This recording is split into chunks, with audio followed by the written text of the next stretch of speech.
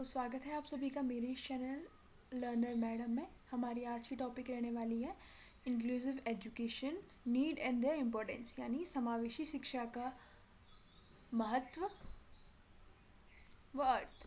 तो सबसे पहले हम समझेंगे what is main stream education. Main stream क्या होती है? देखो, सबसे पहले स्टार्टिंग में देखा गया था, एक होती थी इंटीग्रेटेड एजुकेशन और एक होती है इंक्लूसिव एजुकेशन।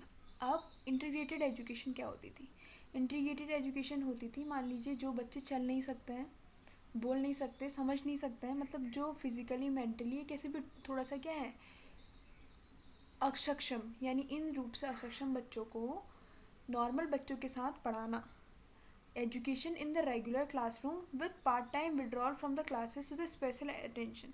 और बच्चों को एक साथ इंटीग्रेशन यानी समावेश, मतलब इंटीग्रेशन मीन्स होता है, इसको बोलते हैं समेकित शिक्षा। समेकित शिक्षा यानी इसमें जो स्पेशल बच्चों को भी नॉर्मल बच्चों को भी दोनों को एक साथ पढ़ाना। और एक होती है स्पेशल एजुकेशन। स्पेशल एजुकेशन क्या होती है? स्पेशल एजुकेशन ऐसी एजुकेशन जिसमें जो बच्चे देख नहीं सकते, सुन नहीं सकते, बोल नहीं सकते, इनको अलग से स्कूलों में पढ़ाना, यानी इनको अलग से शिक्षा देना। ये नॉर्मल बच्चों के साथ शिक्षा नहीं ले सकते, तो ये हो जाएगी स्पेशल एजुकेशन। तो सबसे पहले ऐसा ही होता था, स्पेशल एजुकेशन होती थी, ऐसे बच्चे जो बोल नहीं सकते, सुन नहीं सकते, देख नहीं सकते, जो दिव्यांग बच्चे हैं, उनके लिए एक अलग से स्कूल खोल दिए जाते थे, बच्चे वहाँ पढ़ते थे। उसके बाद आई इंटीग्रेटेड एजुकेशन यानी समेकित शिक्षा। समेकित शिक्षा में क्या हुई?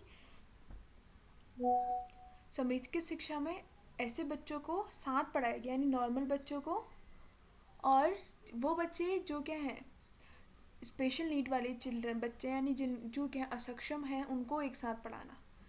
फिर उसके बाद जो लास्ट में कॉन्सेप्ट आया वो है इंक्लूसिव एजुकेशन का। इंक्लूसिव एजुकेशन क्या होता है? देखो, इंटीग्रेटेड एजुकेशन में इन बच्चों को साथ तो पढ़ाया जाता था, पर इनको कुछ विशेष सुविधाएं नहीं दी जा सकती थी। जबकि इंक्लूसिव एजुकेशन में क्या होता है, हर तरह के बच्चों को एक सिंगल क्लासरूम में पढ़ाना, किसी भी बच्चे को क्लासरूम से अलग नहीं रखना। यानी हर एक बच्चा, चाहे वो डिसेबल ही है या उसको, अब हम डिसेबल नहीं कह सकते, अब हम ऐसे बच्चों को बोलते हैं चाइल्ड विद स्पेशल नीड्स। तो ऐसे बच्चों को भी साथ में पढ़ाना, यानी किसी बच्चे के लिए अलग से स्कूल की व्यवस्था को ही ख़त्म कर दिया। अब जो बच्चा पढ़ेगा वो मेन स्कूल में ही पढ़ेगा और नॉर्मल स्टूडेंट के साथ ही पढ़ेगा।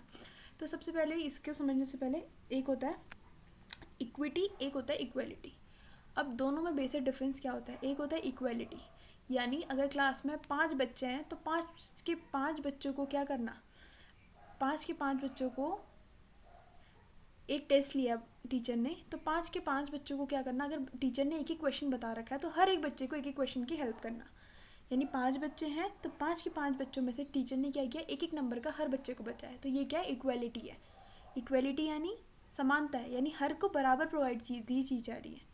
उसके बाद है इक्विटी। इक्विटी क्या होता है? देखो, अब मान लो क्लास में 4 बच्चे हैं जो क्या है होशियार हैं, जबकि एक जो बच्चा है वो क्या है, वो पढ़ने में उतना अच्छा नहीं है कंपैरिजिव टू जो अच्छे बच्चे हैं।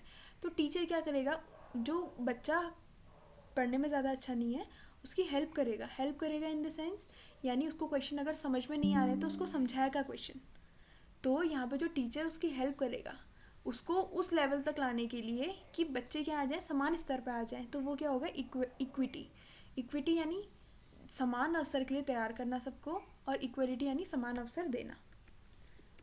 इसके बाद से है नीड एंड इम्पोर्टेंस। क्या है इसका? हमें फॉर यूनिवर्सलाइजेशन ऑफ एजुकेशन, यानी शिक्षा का सार्वभौमिकरण, यानी शिक्षा को हर एक तक पहुंचाया जाए। ऐसा नहीं कि जो बच्चा स्वस्थ है वही शिक्षा ले सकता है, यानी ये बच्चा चल नहीं सकता, बोल नहीं सकता, ये शिक्षा नहीं ले सकता, तो ऐसा नहीं हो सकता।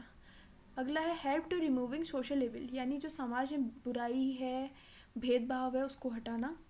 Help to developing personal attitude of teacher, teacher के एटीट्यूड में भी चेंजेस लाना कि टीचर अब क्या जो ऐसे बच्चे हैं स्पेशल नीड वाले उनको भी समान बच्चे की तरह समझे।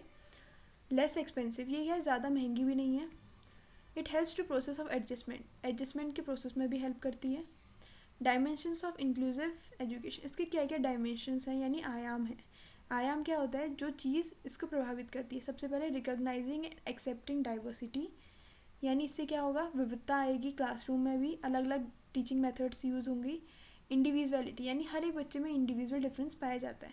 कोई बच्चा पढ़ने में अगर अच्छा है, कोई बच्चा लिखने में ज़्यादा अच्छा है, कोई समझने में ज़्यादा अच्छा है, कोई बोलने में ज़्यादा अच्छा है। तो हर एक की जो इंडिविजुअली है उसको क्या करना, हेल्प करना। डिज़ाइनिंग स्कूल पॉलिसीज़, यानी अपनी स्कूल की पॉलिसीज़ को भी बच्चों के अकॉर्डिंग बनाना। जैसे बच्चे व्हील चेयर में जा रहे हैं तो स्कूल में एक रैम्प बनाना जिसमें बच्चे सीढ़ियों में नहीं चल सकते ऐसे बच्चे, तो इनके लिए एक रैम्प बनाना। तो अपने स्कूल में भी चेंज करना, ये सब उसके डायमेंशंस हो गए। तो टीचर बहुत इंपॉर्टेंट है किसी भी इंक्लूसिव एजुकेशन में।